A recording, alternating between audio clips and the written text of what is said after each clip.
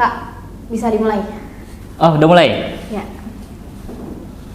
Oke. Bismillahirrahmanirrahim. Assalamualaikum warahmatullahi wabarakatuh. Sobat Afqari Syariah, ketemu lagi dengan saya Rifka Perinaji, tentunya masih di CNN Cerita Nabi-Nabi. Seperti biasa, kita sudah bersama juga dengan Anika. Halo semuanya, halo Sobat Afqari Media, halo Kak Rifki. Oke, halo.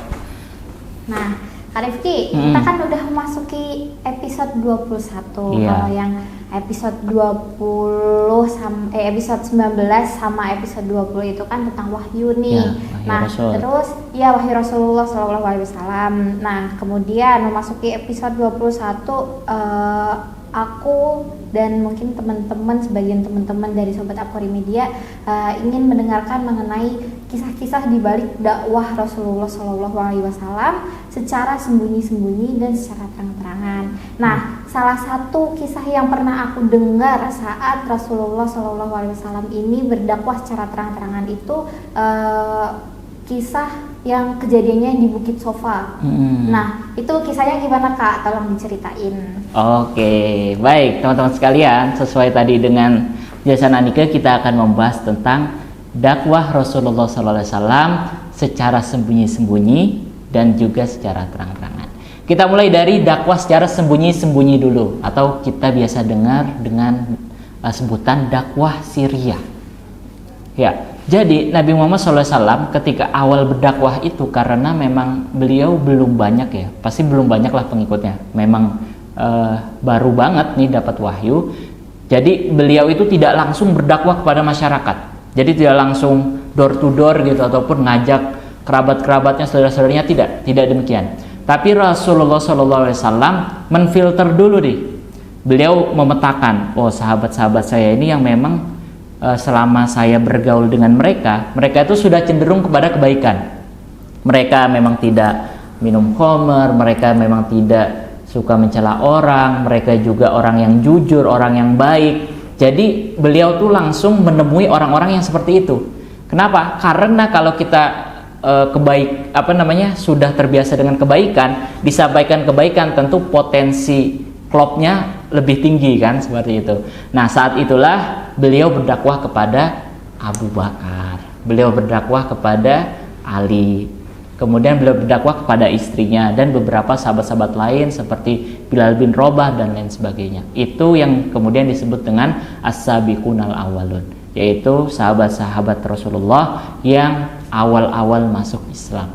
Nah, dari sahabat-sahabat ini baru mereka juga mendakwahkan kepada kerabat-kerabat lainnya, teman-teman lainnya. Misalnya Abu Bakar ngajak Utsman gitu. Kemudian ada juga Zaid bin Harisah dan lain sebagainya. Nah, ini adalah proses di mana Rasulullah SAW berdakwah secara sembunyi-sembunyi. Jadi mereka kalau beribadah, kalau ngobrol, kalau bicara tentang Islam ini gak pernah kelihat orang, gak kelihat masyarakat umum. Ada suatu ketika di mana Rasulullah SAW bersama sahabatnya sholat. Kalau mereka sholat itu, teman-teman sekalian, harus ke balik gunung dulu, naik gunung kemudian turun agar tidak terlihat. Jadi memang mau beribadah pun harus mengeluarkan effort terlebih dahulu. Nah, ada suatu ketika di mana Abu Thalib mendapati Rasulullah SAW dan Ali lagi sholat. Nah, ketika itu ditanya, kenapa kamu melakukan perbuatan ini, perbuatan yang menyelisihi agama dari Abdul Muthalib. Nah, ketika itu Rasulullah SAW menyampaikan bahwa ini adalah ajaran agama, perintah dari Allah, dan beliau mengatakan bahwa bahwasannya Nabi Muhammad adalah Rasul, utusan Allah Subhanahu Wa Taala. Nah, mendengar penjelasan tersebut, maka Abu Thalib membiarkan. Ya oke, kalau memang itu kepercayaan kalian, ketetapan hati kalian, silahkan dijalankan, dan Abu Thalib siap untuk menjadi pembela dari Rasulullah SAW meskipun yang bersangkutan tidak masuk Islam.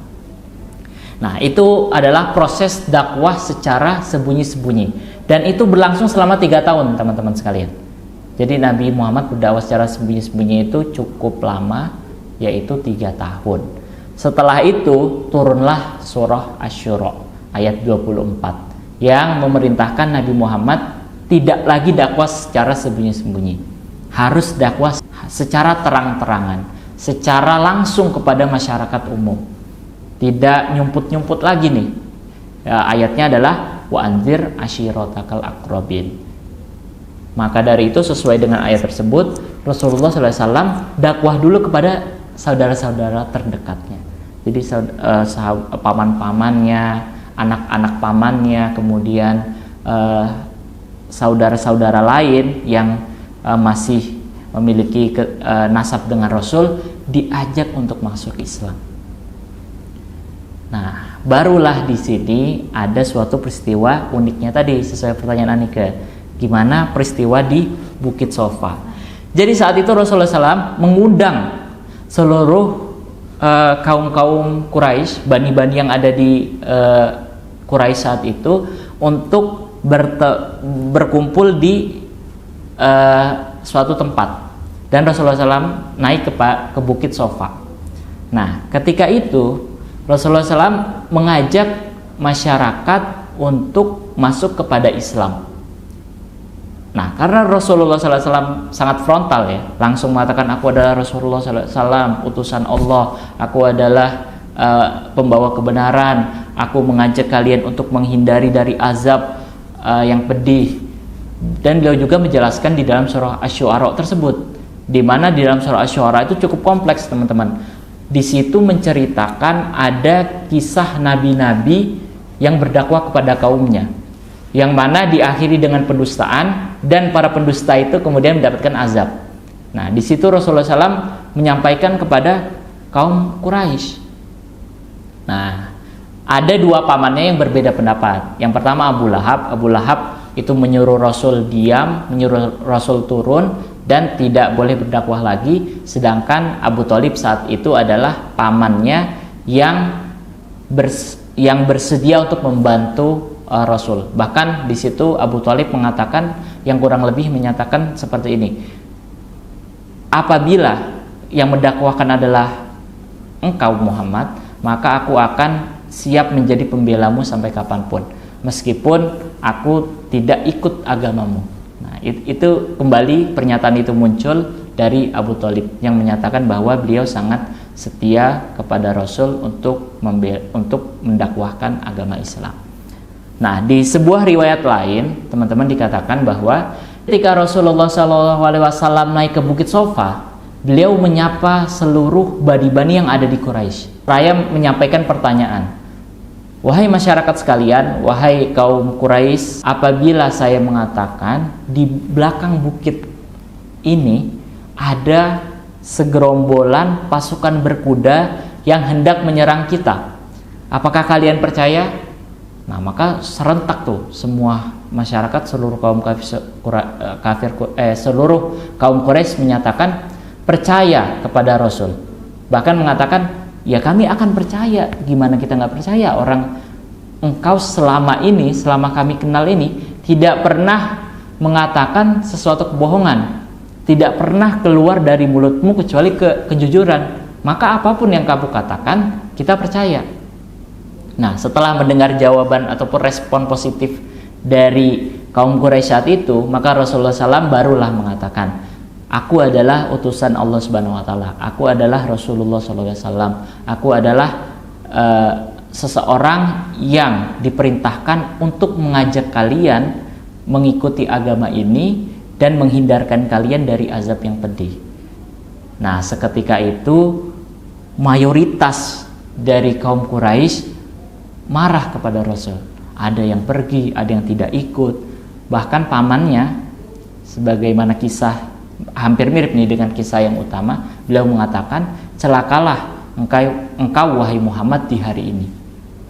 Karena ada umpatan dari Abu Lahab tersebut, Allah Subhanahu Wa Taala mewahyukan surah Al-Lahab yang mengatakan bahwa Abu Lahab itu celakanya bukan hanya hari ini, tapi celaka selama-lamanya. Nah, seperti itulah kisah turunnya surah Al-Lahab.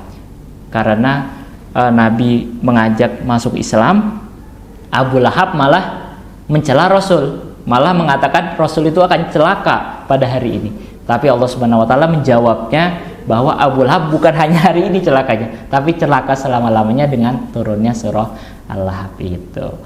Oke teman-teman sekalian, itulah cerita Rasulullah SAW ketika berdakwah secara sembunyi-sembunyi atau dakwah siriyah, dan juga dakwah secara terang-terangan atau dakwah jahriyah, yang di situ tadi ada dua versi ketika Rasulullah SAW berada di Bukit Safa. Wah, Masya Allah sekali. Terima kasih Kak Rifki atas penjelasan dari kisah dakwah Rasulullah SAW.